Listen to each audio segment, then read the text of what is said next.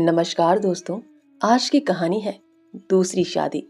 जब मैं अपने 4 साल के लड़के राम स्वरूप को गौर से देखता हूँ तो ऐसा मालूम होता है कि उसमें वह भोलापन और आकर्षण नहीं रहा जो कि 2 साल पहले था। वह मुझे अपने सुर्ख और रंजीदा आंखों से घूरता हुआ नजर आता है।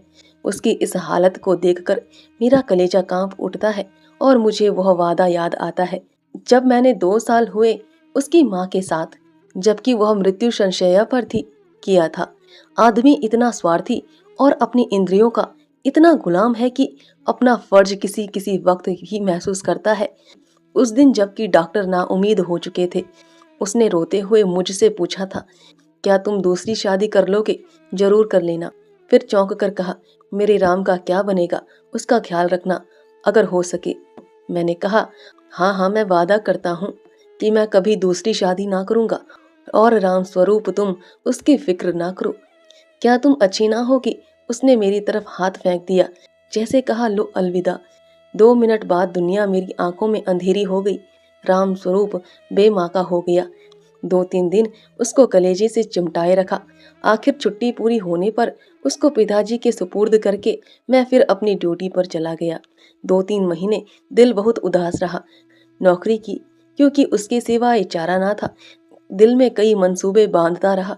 2-3 साल नौकरी करके रुपया लेकर दुनिया की सैर को निकल जाऊंगा। यह करूंगा वह करूंगा, अब कहीं दिल नहीं लगता। मैं घर से खत बराबर आ रहे थे कि फला फला जगह से नाते आ रहे हैं, आदमी बहुत अच्छे हैं, लड़की अकल की तेज और खूबसूरत है, फिर ऐसी जगह ना मिलेगी।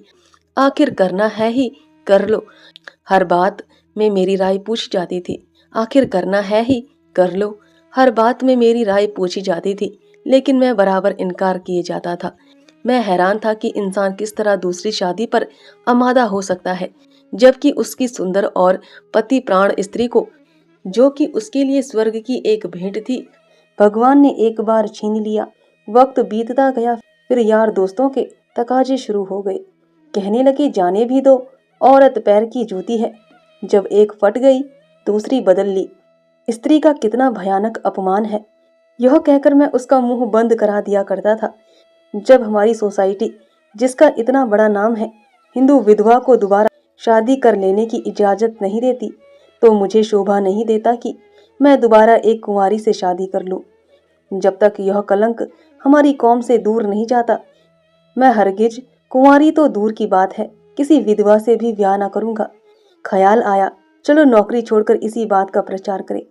लेकिन मंच पर अपने दिल के ख्यालात जबान पर कैसे लाऊं? भावनाओं को व्यावहारिक रूप देने में, चरित्र मजबूत बनाने में, जो कहना उसे करके दिखाने में हम में कितनी कमी है, यह मुझे उस वक्त मालूम हुआ जबकि 6 माह बाद मैंने एक कुंवारी लड़की से शादी कर ली। घर के लोग खुश हो रहे थे कि चलो किसी तरह माना। उधर उस दिन मेरी बिरादरी के 2-3 पढ़े लिखे रिश्तेदारों ने डांट बताई, तुम जो कहा करते थे मैं वेवा से शादी करूंगा, लंबा चौड़ा व्याख्यान दिया करते थे, अब वह तमाम बातें किधर गई? तुमने तो एक उदाहरण भी ना रखा जिस पर हम चल सकते। मुझ पर जैसे घड़ों पानी फिर गया, आंखें खुल गई। जवानी के जोश में क्या कर गुजरा, पुरानी भावनाएं फिर उभर आई और आज मैं उन्हीं विचारों में डूबा हुआ हूँ। नौकर लड़के को नहीं संभाल सकता, औरतें ही इस काम के लिए ठीक हैं। ब्याह कर लेने पर जब औरत घर में आएगी तो राम स्वरूप को अपने पास बाहर रख सकूंगा और उसका खासा ख्याल रखूंगा, लेकिन वह सब कुछ गलत अक्षर की तरह मिट गया। राम स्वरूप को आज फिर वापस गांव पिताजी के पास भेजने पर मजबूर हूँ। क्यों, यह किसी से छिपा नहीं। औरत का अपने सौतेले बेटे से प्यार करना एक असंभव बात है। ब्याह के मौके पर सुना था लड़की बड़ी नेक है, स्वजनों का खास ख्याल रखेगी और अपने बेटे की तरह समझेगी, लेकिन सब झूठ। औरत चाहे कितनी नेक दिल हो, वह कभी अपने सौतेले बच्चे को प्यार नहीं कर सकती, और यह हार्दिक दुख वह वादा तोड़ने की सजा है जो कि मैंने एक नेक बीवी से उसके आखिरी वक्त में किया था। धन्यवाद दोस्तों, आशा है आपको यह कहानी पसंद आई हो।